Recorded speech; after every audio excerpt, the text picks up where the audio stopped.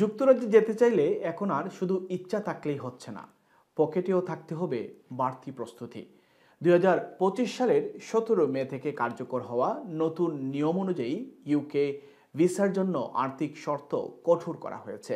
প্রায় সব ক্যাটাগরিতেই এই শর্ত প্রযোজ্য হতে যাচ্ছে। শিক্ষার্থী, পর্যটক কিংবা যেই হন না কেন, ভিসা আবেদন করার আগে নিশ্চিত হতে হবে আপনার ব্যাংক ব্যালেন্স ও আয় ব্যয়ের হিসাব যথেষ্ট পরিমাণে মজবুত আছে। শিক্ষার্থীদের ক্ষেত্রে লন্ডনে পড়াশোনা করতে চাইলে প্রতি মাসে অন্তত 1483 পাউন্ড এবং লন্ডনের বাইরে হলে 1136 পাউন্ড করে খরচ দেখাতে হবে। 9 মাসের জন্য সেই পরিমাণ দ্বারায় যথাক্রমে 13,346 এবং 10,226 pound. Looking to expand your business in the UK?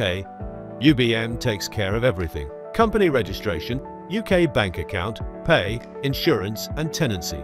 Start with UBM. Expand with confidence. এর পাশাপাশি টিউশন ফি যোগ করতে হবে, যা নির্ভর করবে কাস্ট লেটার উল্লেখিত প্রতিষ্ঠানের টাকার পরিমাণের উপর। যদি পরিবারের কাউকে যেমন স্ত্রী বা সন্তান সঙ্গে নিতে চান, তাহলে প্রতিজনের জন্য বাড়তি খরচ দেখাতে হবে। প্রতি মাসে তা হবে 845 পাউন্ড শুধু লন্ডনের জন্য, কিংবা লন্ডনের বাইরে যদি হন তাহলে দেখাতে হবে 680 পাউন্ড।